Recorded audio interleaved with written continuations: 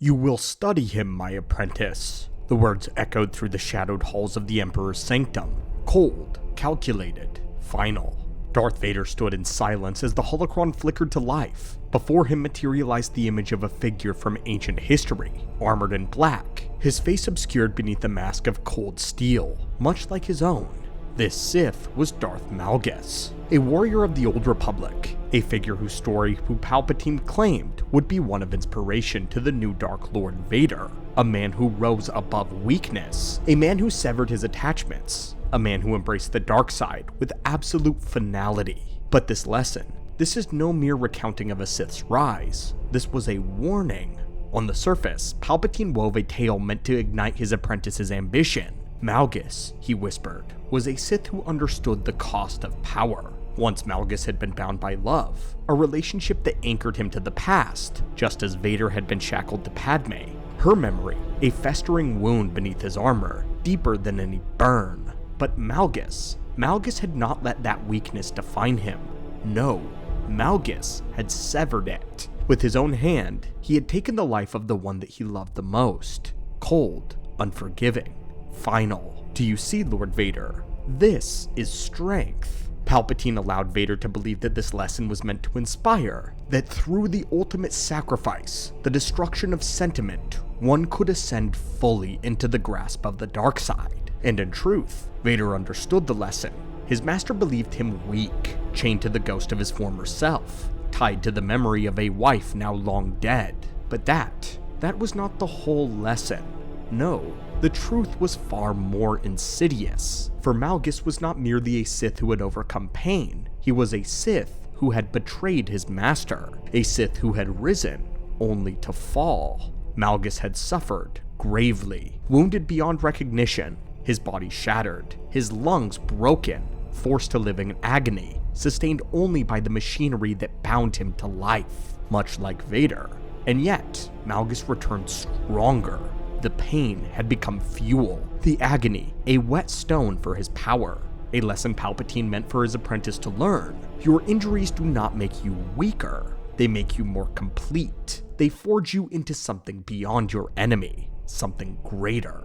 And so, Vader was left to reflect. On the surface, this was a lesson of pain, a lesson of sacrifice, a lesson of rebirth. But beneath it, beneath the words of power lay a warning.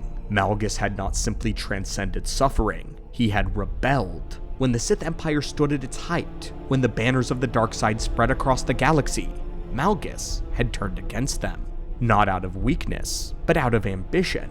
Malgus believed that the Sith Order was stagnant, shackled, that he alone understood what true strength meant, that the old ways were a prison, and so he struck out against the very empire that had made him. He defied his emperor. He defied the Sith, and for a time, it is true he ruled, but only for a time. You see now, Lord Vader, Palpatine's voice echoed through the chamber. Do you understand why I show you this? Darth Malgus was powerful, but he was never an emperor, for in his defiance he failed. He lacked the wisdom, he lacked the control, the depth of the dark side that could only be passed from master to apprentice. Malgus was strong, but Malgus was no vitiate, no true Dark Lord. And so the message was clear. Palpatine had not shown this lesson as a gift, not as a source of inspiration. This was a threat, a reminder. Malgus, for all of his strength, for all of his defiance, was still but a shadow. He had sought to cast off his master, to build his own empire, his own dark side, and he failed. You think yourself powerful, Lord Vader? Then hear me well. You serve me. You are mine because I made you so. You wear the armor that I forged. You wield the power that I granted. And should you forget your place, you will meet the same end as Malgus. Broken, forgotten, reduced to nothing. Palpatine never physically spoke these words, but Vader knew them to be true. He felt them in his soul. But Vader remained unmoving, the endless void behind the mask concealing the storm that lay dormant within. Malgus's holocron flickered and died, and silence fell once more. Palpatine had forgotten one thing. He had underestimated his apprentice on that grave day. He believed that fear would chain him, that this warning would break him.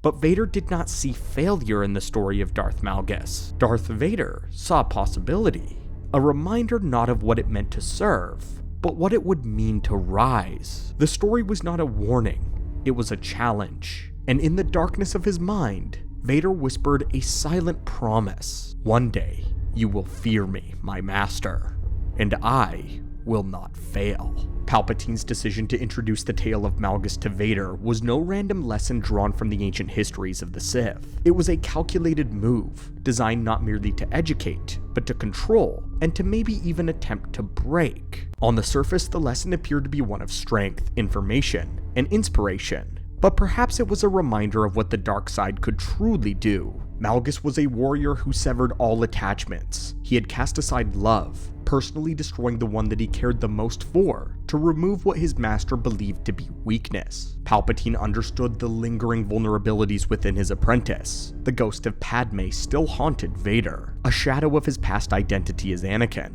To Palpatine, this lingering sentiment prevented Vader from becoming the weapon that he had desired, but this was also a carefully crafted deception. The true lesson was more sinister. Malgus did not merely conquer his emotions, his ambition carried him further, too far. He defied the Sith Order. He turned against his master. Much like Vader himself imagined, Malgus sought to overthrow the existing structure of the Sith, to seize power. His war was not just against the Jedi, but against the very empire that he served. And here, the warning reveals itself. Malgus was powerful. He overcame physical destruction, grievous injury, to rise stronger than before. But in the end, Malgus was not victorious. His defiance did not lead to victory or rule, because all of his strength, for all of it, he was still only a warrior, a blunt instrument of destruction. Malgus was never an emperor, never the supreme power. The role belonged to another, the Sith Emperor Vitiate, a being whose mastery of the dark side dwarfed even Malgus's ambition, a being whose command over the Sith surpassed anything a lone rebel could achieve. This was the heart of Palpatine's message, not inspiration, warning. He saw in Vader a mirror of Malgus, a desire to rise, to defy, the same ambition that simmered beneath Vader, the quiet hunger for rebellion against a master, the dream of a day ruling not as a servant, but as the Dark Lord.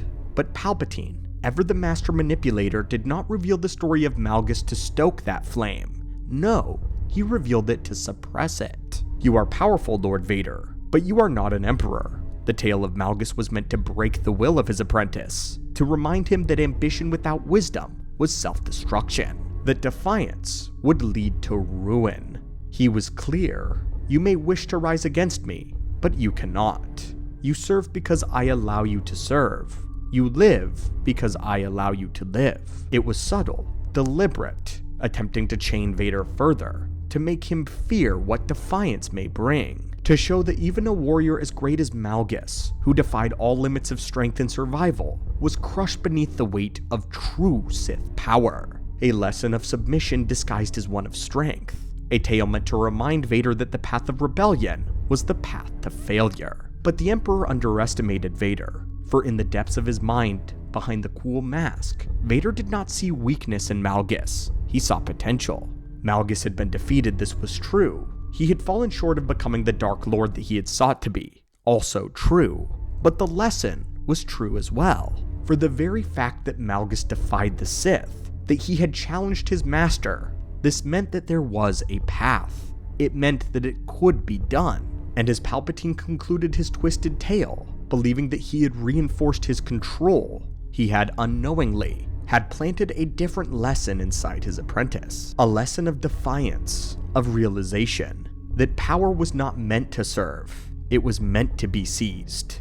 The Sith Code spoke of it clearly. Through strength I gain power. Vader would remember the lesson of Malgus forever, but not as his master intended, not as a warning of failure, but as a blueprint for victory. For in the heart of every Sith, there lies a hunger, the hunger to rule. But as always, my friend, thank you so much for visiting our archives today and opening up a Sith holocron. There are many more holocrons that need your attention now, Jedi, Sith, and otherwise. And until next time, may the Force be with you.